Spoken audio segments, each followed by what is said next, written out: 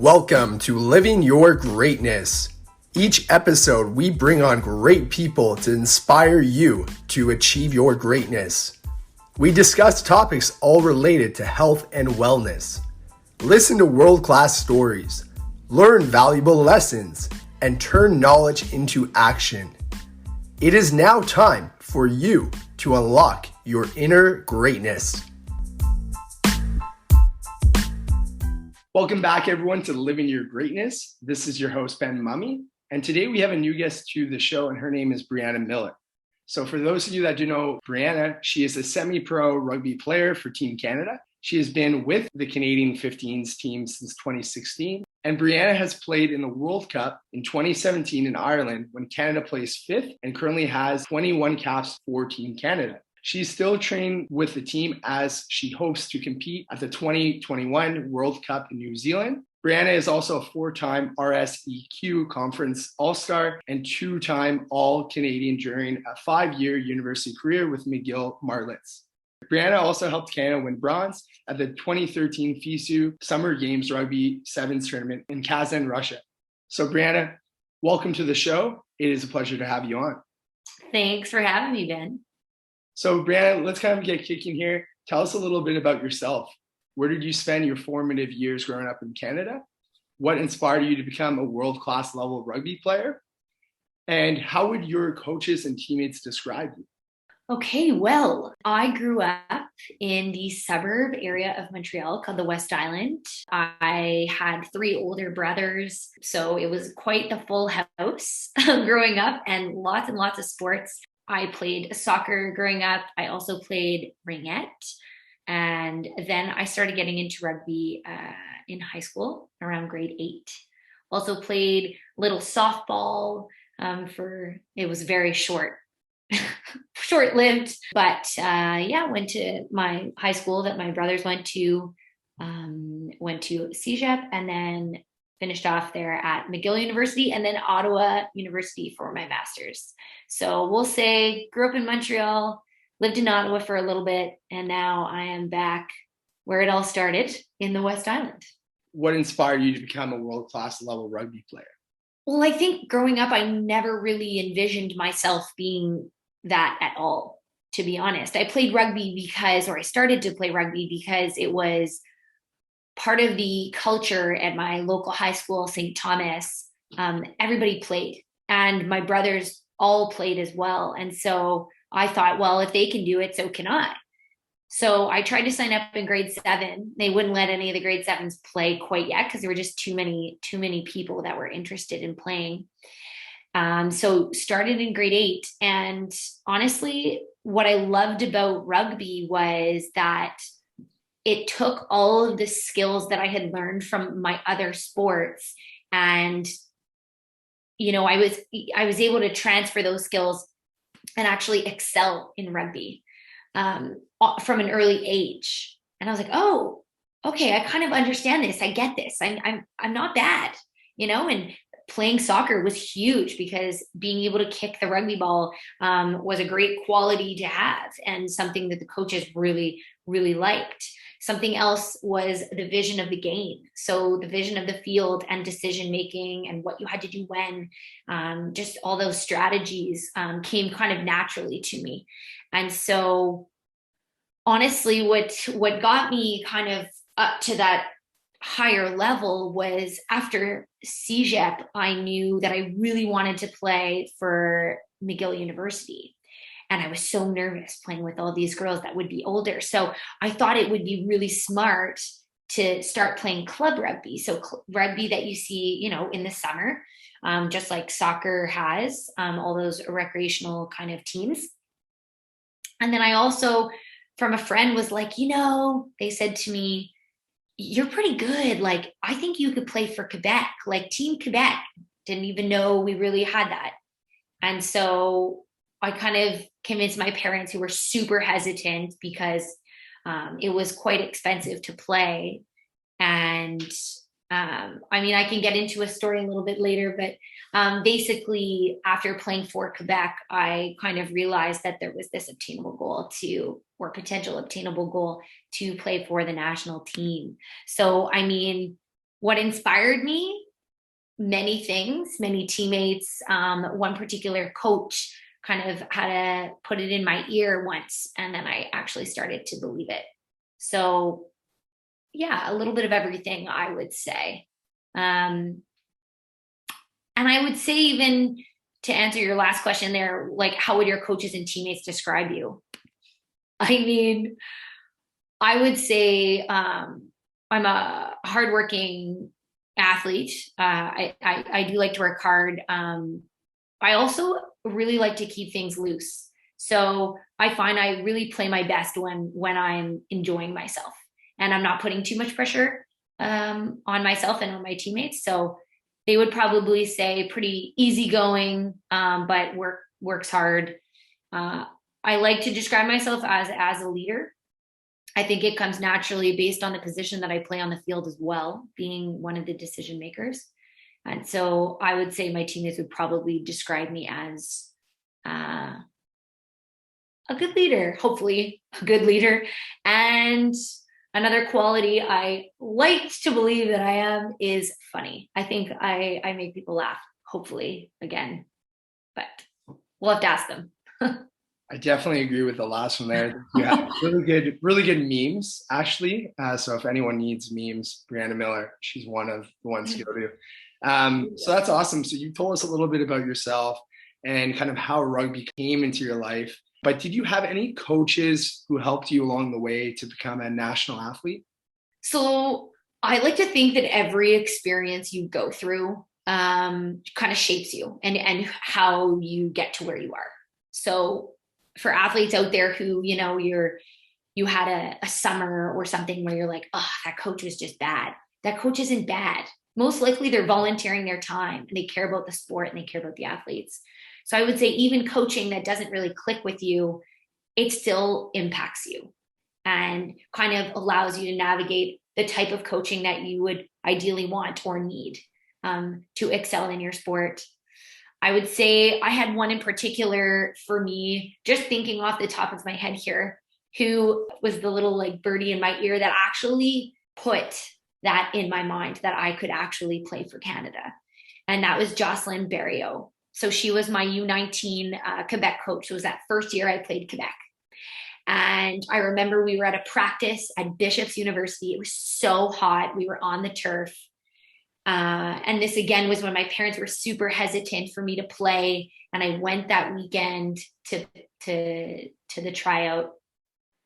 And I remember I had done this, I guess, play where that you don't usually see at that level, like at U19. I had done something, and who knows if I did it on purpose, but let's just pretend that I did. And I look and I see my winger, who is now actually competing at the Olympic Games, Bianca Farella, and I had kicked the ball to her and she caught it. And my coach, Jocelyn, just kind of looked at me and she told everybody to go and grab water. And she came up to me and looked in my eyes and was like, Miller, you're going to play for Canada one day. And it just got goosebumps in my arms because I didn't even think about it. I didn't even think that was possible or anything like that. So that to me was something that really kind of pushed me or inspired me in that moment that I could achieve greatness within my sport and get to that level. That's awesome. Yeah, it's always great when you have that mentor or kind of someone that gives you that feeling of kind of belief, right? So this kind of leads me to my next question. That was definitely a very good moment, but most of us have also been through a situation where we set a goal, we work super hard towards achieving that goal, and then we don't actually get the result that we hope for. So it's kind of the opposite. So when you have failed at meeting your own expectations, how do you deal with the feeling afterwards? How do you stay focused on moving forward and letting go? Okay, so let's fast forward quite a few years.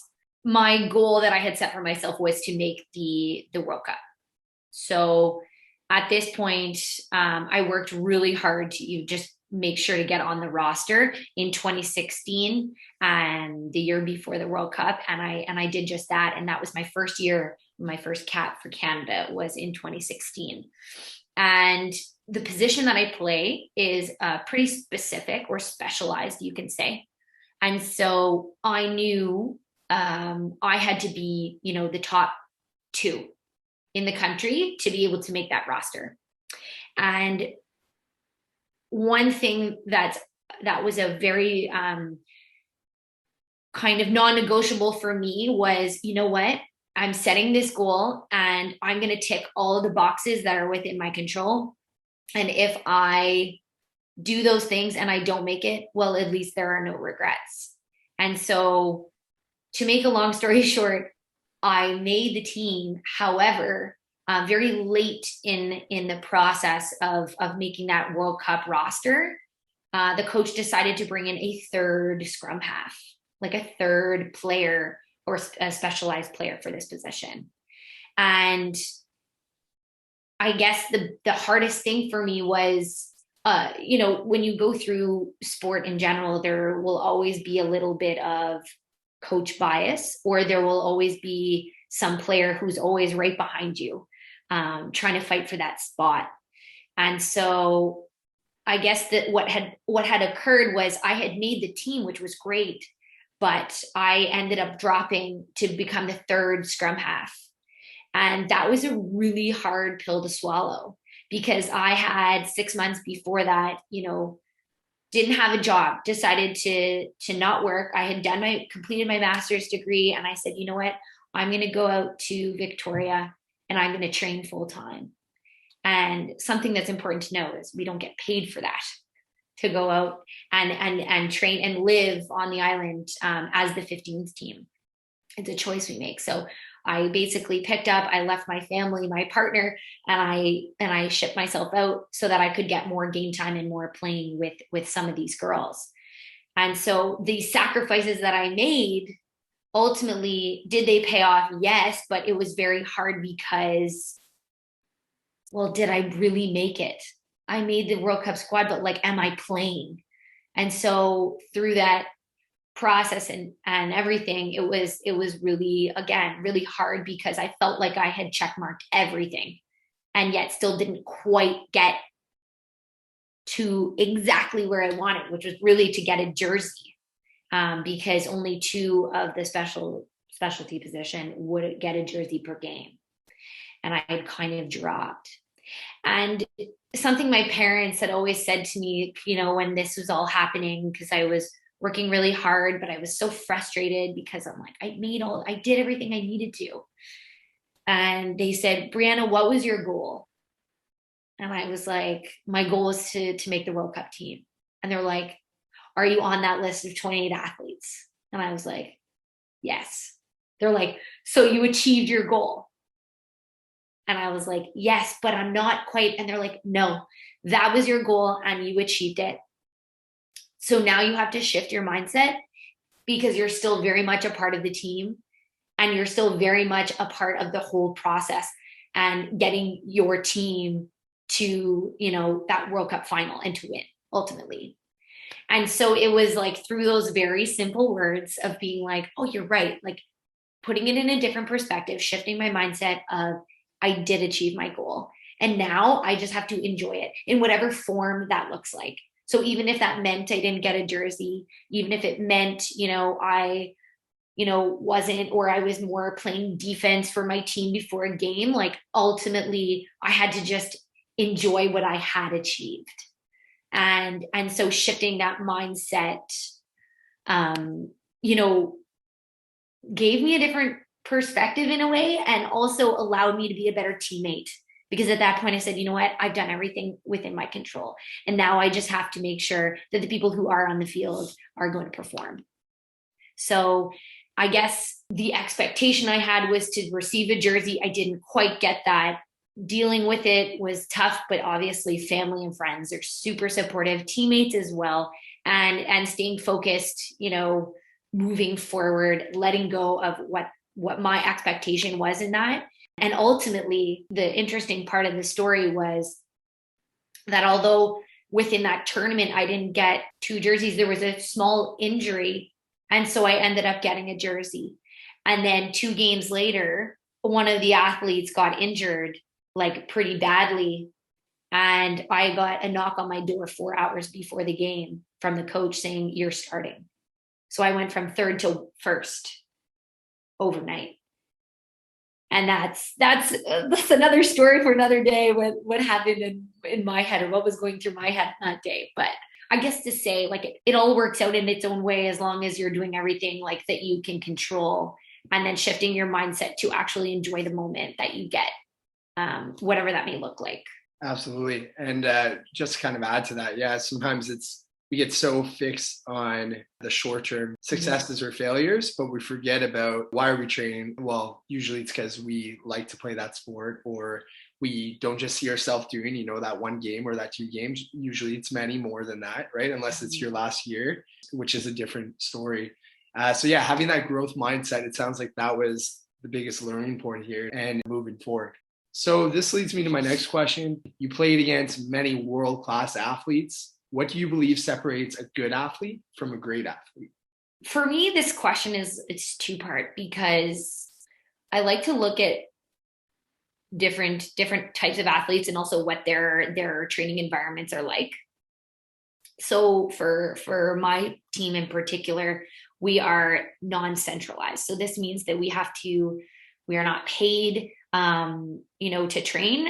We have to live in our, respective regions, and we are training on our own.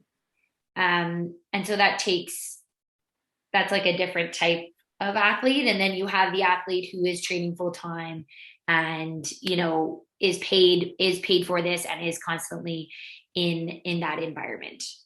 So I want to say the 2-part actually would be more what makes a good athlete or a great athlete, would be the life balance off field. So I find I play my best when obviously things are going well in my life outside of rugby, but also that I have other things and other outlets and other hobbies. And it provides me with that good balance, to know that not everything is super fixated on this one goal, like that I have more and there's more to me. The other side of things, what makes a great athlete, or a good athlete or a great athlete on the field, I would say, is somebody who is never, ever complacent with their performance. I've played with a lot of athletes who honestly will always continue to strive to be better than they were, or than they are, and they're already fantastic. And they kind of know that because they carry that type of confidence with them. But at the same time, they are always looking to do better than they did. Oh, the kick was good, but it was the inside foot. Yeah, but it hit the exact target and it hit the spot. Yeah, but I need to just make sure when I do this that it's on the inside of my lace and I'm following through and I'm looking down before I look up. Those little moments. I think another thing, actually, if I can have a second answer, it's also athletes that take ownership. So something that you do see in some athletes, there is a difference between being confident and there's a difference between being, as we say, like cocky, right? And you need a little bit of both to be able to survive at that, high level. But something that I really appreciate as playing a team sport is when even the best player on my team will take ownership for an error that they made. And I find that is a type of greatness, or a type that makes the athlete great, because they can recognize when it's a mistake and that it's on them, and they're able to carry that error and own it. And sometimes you don't see that. Some athletes can't do that, but I think it's a really, really great quality to have somebody like that on your team. So Brianna, you have competed in many sports for most of your life. How do you plan on adjusting to your new lifestyle the day that you decide to stop competing? Olympic athletes like Michael Phelps have shared it can be a difficult adjustment to make. Keep you posted, I actually think COVID was a really interesting opportunity for people to explore life after sport a little bit. I think things are a little, like I said before, a little bit different for athletes who are not centralized as opposed to centralized athletes. Our lifestyles are a little bit different. Ultimately, for us, I still work a full-time job. I still, see my family, or I'm living next to my family. I have that privilege as well. And so it was interesting because I had those questions also a couple years back before COVID started. And then when rugby kind of stopped, especially being a combat, or we'll call it a contact sport, we weren't really able to get together and play. So, picked up a few other sports, thought, well, what am I going to do with all my spare time? I was still training, but not in the same way. And so even my regular training routine changed. I wasn't allowed to go to the gym. And so I started doing these HIIT workouts at home and going cycling and road biking. And I also then started to play golf because we were allowed to play golf. Still not great at golf. We'll be working on that during retirement. But I don't know how I'm going to process it. I don't know how I'm going to handle it, but getting a little feel of life after retirement, I think I'm very fortunate to be able to already have that type of balance in my life.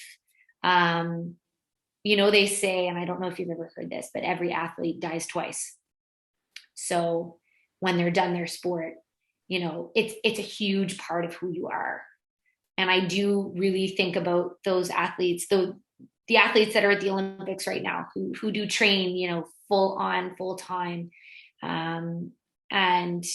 My hopes is just that throughout all of this, they take care of themselves and know that other hobbies and things like that can also bring them joy, and even giving back to the game or the sport that gave you so much joy can really be a good transition. And I kind of see myself in that type of coaching, maybe space when I retire internationally. Yeah, and it sounds like you've already been doing it this summer too, right? With helping out at rugby camps and kind of passing on your knowledge, right? And your passion. So that's great. So is there a coach or athlete that you look up to right now as a role model? If so, why? I think all the coaches that I've had have inspired me and have supported me, and that's been really great. Athletes, gosh, I'm with them every day. Like, I think so highly of my teammates, and they're all incredible people. I've had a few athletes. I've had the honor and privilege of training with a few athletes that I find really their stories stick with me.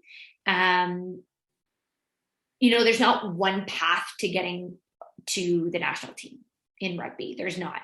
Everybody has a different journey and a way of getting there. And so there's a few athletes in particular for me who inspired me and continue to inspire me. And that's JC Gresnick, who has been to 2 World Cups. She was one of the very few athletes in Canada to also have a baby and then come back and play internationally. And that was really inspiring to see. Barbara Mervin, who is an incredible athlete as well. She was at 3 World Cups.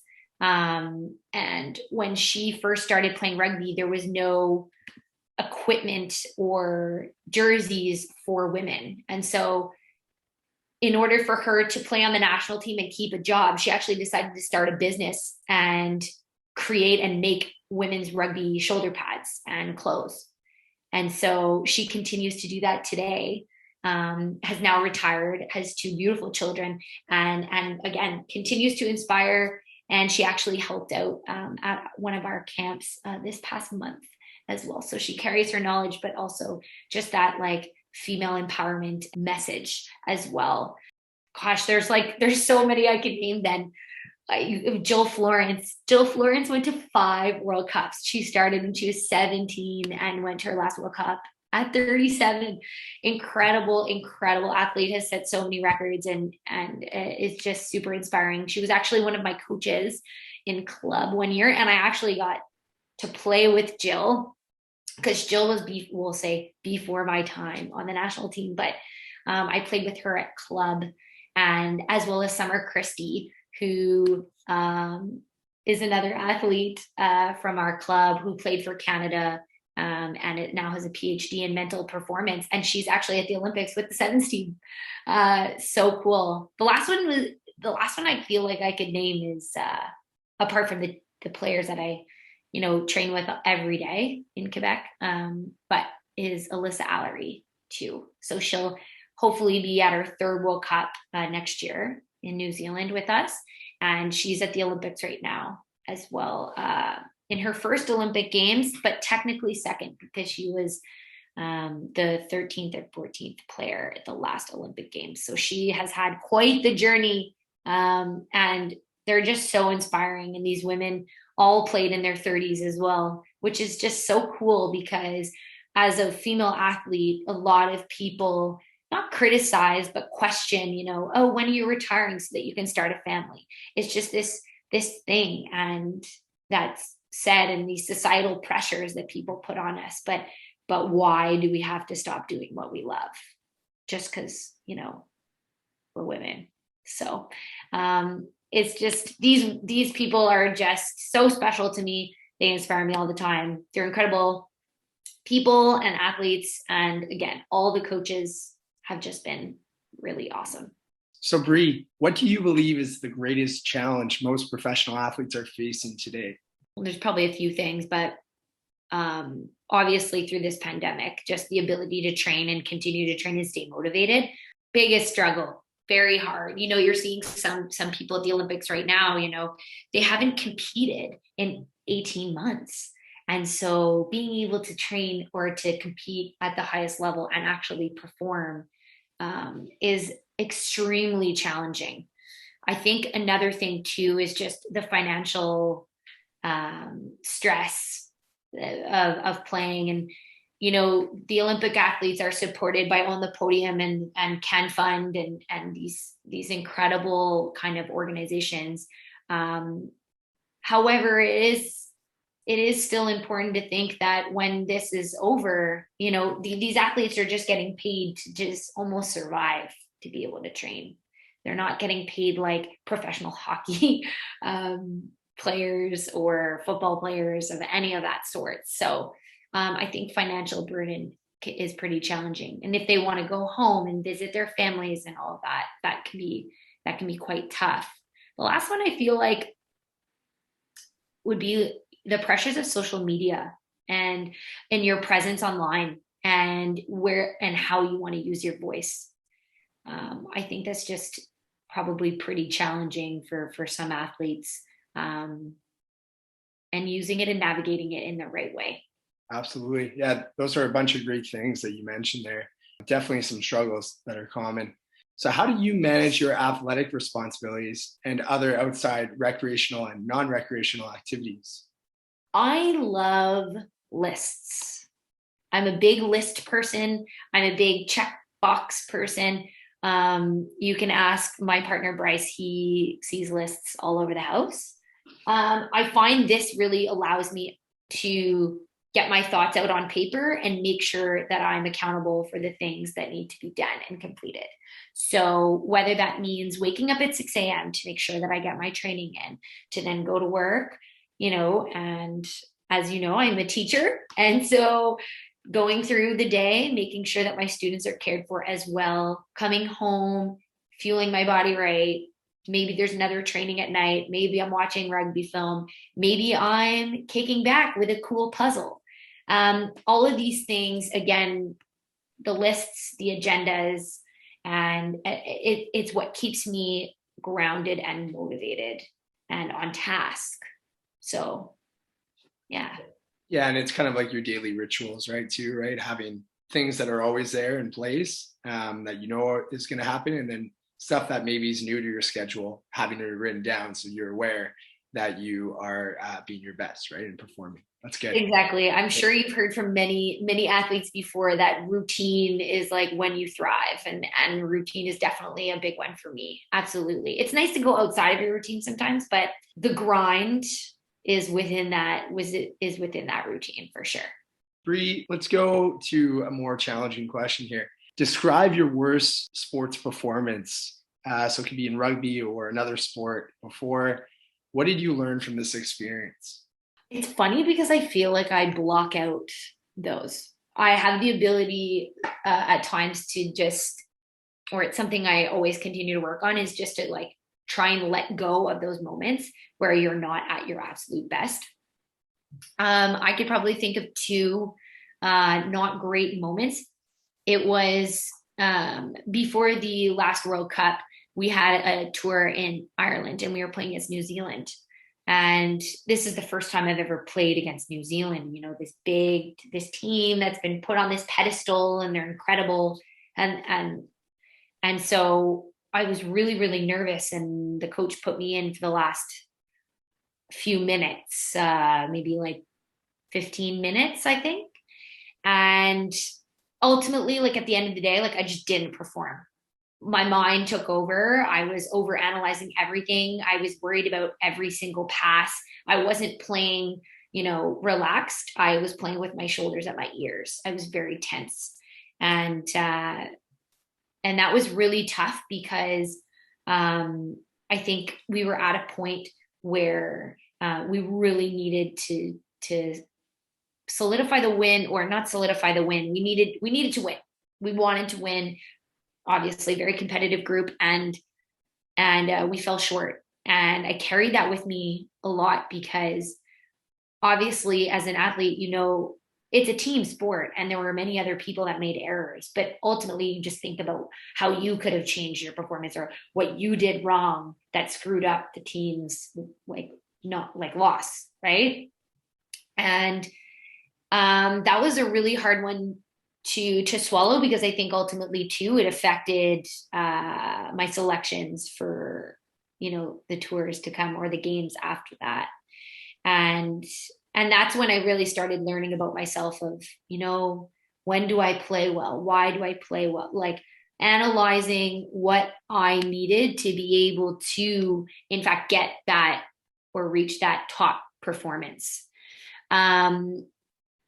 Another one is, I don't even want to talk about it, but I had a good game, but for the team, I am the kicker as well. So this means that I have the pressure of, after we score a try, I kick for points. Or if there's a penalty, I'll kick also off the tee. And so, as they say, with great power comes great responsibility. And for whatever reason, I just missed a very easy kick, and we lost the game by 2. And so I have always continued, and I tease about with one of my coaches, we kind of make fun of myself. Like, this is how I've learned to deal with things sometimes once they're farther away, but to kind of like be hard on myself, but laugh at myself a little bit of like, oh God, like I didn't even get it. And I was almost in between the posts that one time, and those things stay with you, and I carry them. And it's really sucky, but it's also part of that responsibility that you have as the kicker, because on the flip side, you can also make a massive impact on the game in terms of points. So yeah, I'd say those are probably my both my bad performance and then bad moment within the game, and that I still haven't really quite been able to let go of. And that's also what makes you better. That also is what makes me go kick, on a Thursday after work on the posts, so that doesn't happen again. And if it does, then it's like, well, I've done all of my preparation. So then it just wasn't maybe meant to be at that point. Yeah, absolutely. Thanks for sharing those experiences. It's not always easy to even go back and talk about them, but at the same time, like you said, right, it's what's helped you actually get better. What have you learned about teamwork from your past experiences on your teams? Teamwork makes the dream work. I love playing in a team. I find there are so many qualities that different people bring that really just make a team just so special and unique. So, one team that I played for, another one may have a lot of similar players, but new players as well. And like, that's a whole different vibe and team. And so ultimately, trust is a really big thing, and accountability. So we have a group of about I would say maybe like 8 athletes to 12, depending, 8 to 12 who are in the province of Quebec. And we, train throughout the winter time when there's no like rugby games going on and things like that. And really, in order for the dream, to happen, you need those teammates to let when you are slacking off, when you feel like you can be pushed, or when I need a high five and when I need that positive kind of reinforcement. It's so critical. It's hard to describe, it's hard to explain, but just being there for each other and knowing what's going on in their lives outside of rugby also is a huge part. And again, teamwork in general, right? Like, you have to be able to ultimately put your body on the line for these athletes when you're in this game. If she misses a tackle, I'll be there to get it for you. And that's how it all kind of works. So it's that sense of trust, knowing that they're doing their part, keeping them accountable to make sure that they're working hard when no one's watching. And also they're keeping you accountable for when no one's watching as well. So I would say, experience with teamwork or past experiences, I've been on a few teams where that has come so easy, and it's made a massive difference. And, gosh, I could talk about a few teams and a few players, but accountability is a big one. And obviously pumping your teammates up. Absolutely, for sure. So this actually leads to my next question. How did you keep your teammates feeling positive and motivated during a loss? It's really tough because you have to, and especially as a leader, you have to be able to kind of be that voice without also taking into consideration your emotion. Like, you have to be able to swallow what happened, but also know what each particular athlete may need to bounce back. Right. So something that our team really likes to say, if we were to make an error, let's say on the field, so someone drops the ball and now it's the other team's ball, we got to make that teammate feel good. Like, it's fine. Yes, it's super shitty that you dropped the ball, but we say the word next. So we say, what's the next thing that I can do? So if, Ben, you drop the ball, I'll go up to you and I'll tap you on the shoulder and I'll say next.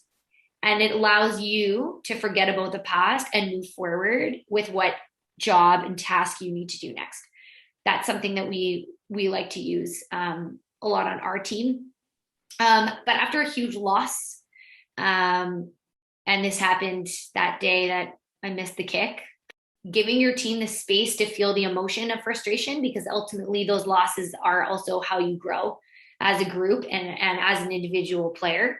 And then once that emotion, or once that's done, so that may be a couple hours, that may be a day. It depends on the athlete and the team and how fast you have to turn over to the next game. I would say, even just talking about 3 things that went really well in the game, right? Like, what went well? Like, what was good? What's our work-ons? And pumping up an athlete or whatever who may be injured or who may have struggled that game, talking with them, sometimes leaving them. Like, it really depends, again, on the athlete, on the team, and on the turnover.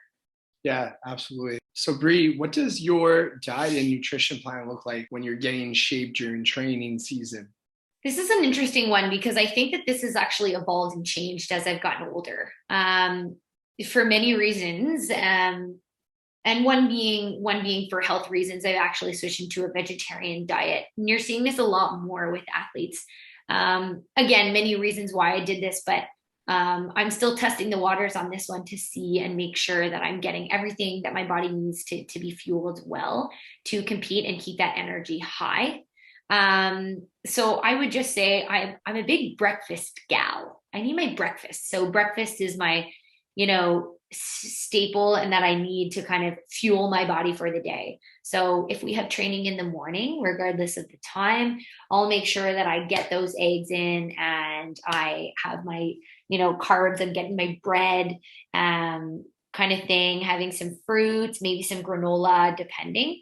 Good cup of coffee. Am I right? A nice cup of coffee. Well, just, fuel the fire, keep it rolling. And so that's I guess my must, my non-negotiable in terms of training and in terms of nutrition is the first meal of the day. So Bree, my next question is a pretty interesting one. What are your preferred pre-game, locker room, and post-game routines?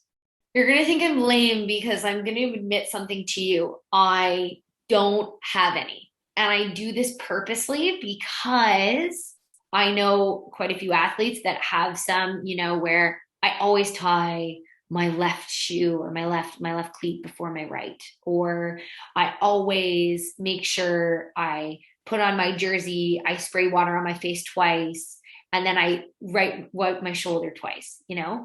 For me, there are so many things that you can't control that'll go on. And some athletes, that's how they control the scenario. But for me, I actually like the chaos a little bit because it allows me to adapt and not overthink anything. So there was a game where our bus never showed up. And so we had to take cabs. Okay. And that never happens, but it happened. And some people, it can totally throw them off. But for this, I was actually quite excited that things were a little bit different. I was like, let's roll with this, keeping it light, even at that highest level is so important to me. So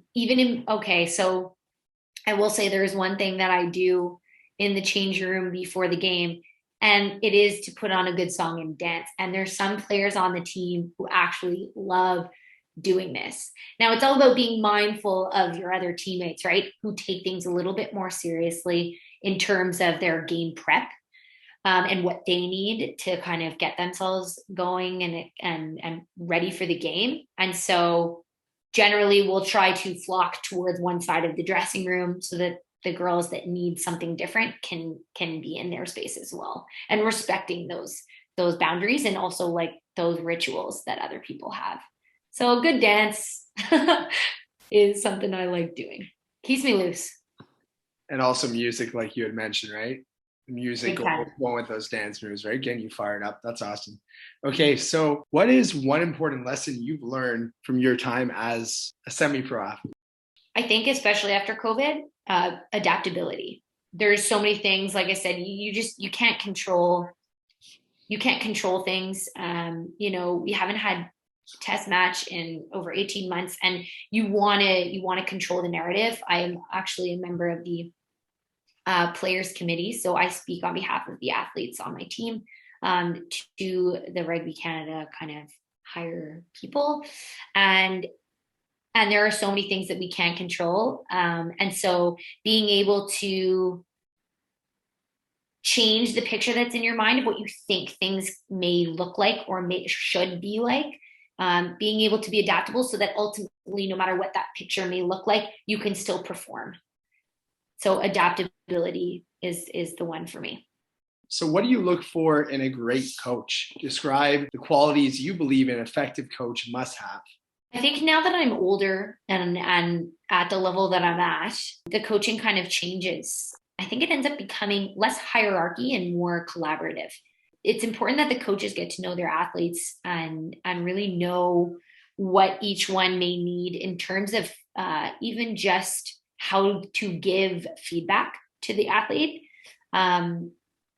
especially at this higher level. And as women, we are so critical of everything that we do, and sometimes we lack that confidence that ultimately we shouldn't lack, but we do anyways. And so having a coach that's able to kind of fuel the confidence, but also keep it like a learning experience and providing those pieces of feedback in the right way, is a really big thing for me.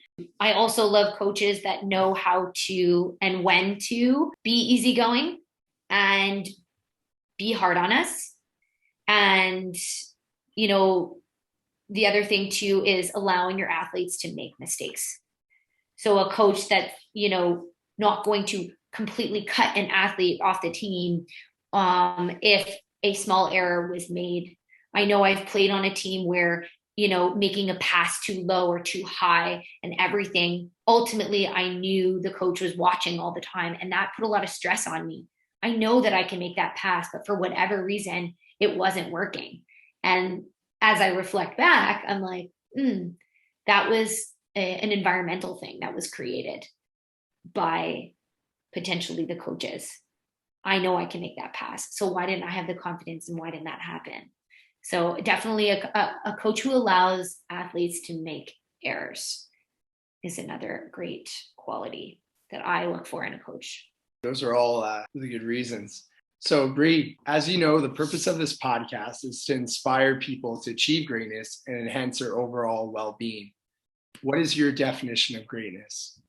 My definition of greatness would be to be the absolute best version of yourself on and off of the field. So that is being able to compete at the highest level of your sport and performing well.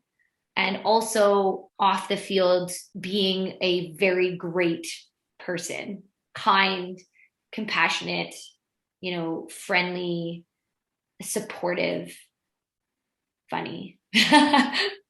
That's truly what it is. It's being just a great athlete, but also a great person. So it sounds like not just being a successful athlete, but having that overall wellness, right? So emotionally, physically, yes, spiritually, financially, in all areas, right? Socially, kind of like what you had said. When the end all comes, when you're done being an athlete, like, how do you want to be remembered? That's a really big thing I've started to reflect on, because there are so many great athletes that go through this program and that we see in the world, but how do you want to be remembered? Yeah, absolutely. That's great. So Bree, this brings me to my last question. Who is a future guest that you would like to see on this show? I think, honestly, it would be very cool to get a perspective from somebody who was in the centralized program. I'll say through my sport specifically. Alyssa Allery's story is just really incredible, and I think she'd be a great person to have.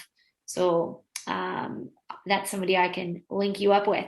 Also, even, you know, touching on that coaching style, like you were talking about coaching, and I think having a coaching perspective, you know, somebody who coaches elite athletes on a regular basis would be a great podcast as well, just with a lot of knowledge and how they handle training us on a regular basis, because I imagine it's not easy. And so Jocelyn Berrio would be a great person. She does our skills weekly. She now is the head coach at Concordia University for the women's team, and so is just constantly surrounded by athletes at a high level. And so coaching perspective. Bree, I want to take a moment here. I want to really thank you for being generous with your time and sharing kind of your wisdom as both an athlete and now as well as a coach too. I really appreciate your time. And if there's any last messages or anything, feel free to share. Again, for all those athletes out there, there are so many ups and downs in careers, and oftentimes we only hear about the ups, but the downs definitely exist, and it's all about how you respond to those. That really shapes your character as a person and as an athlete. So that's what I have to say. So Bree, thanks again for making time for the show. Thanks, Ben. See you later. Thank you for listening to the Living Your Greatness podcast. If this show has added value, please subscribe, leave a rating, and make a review.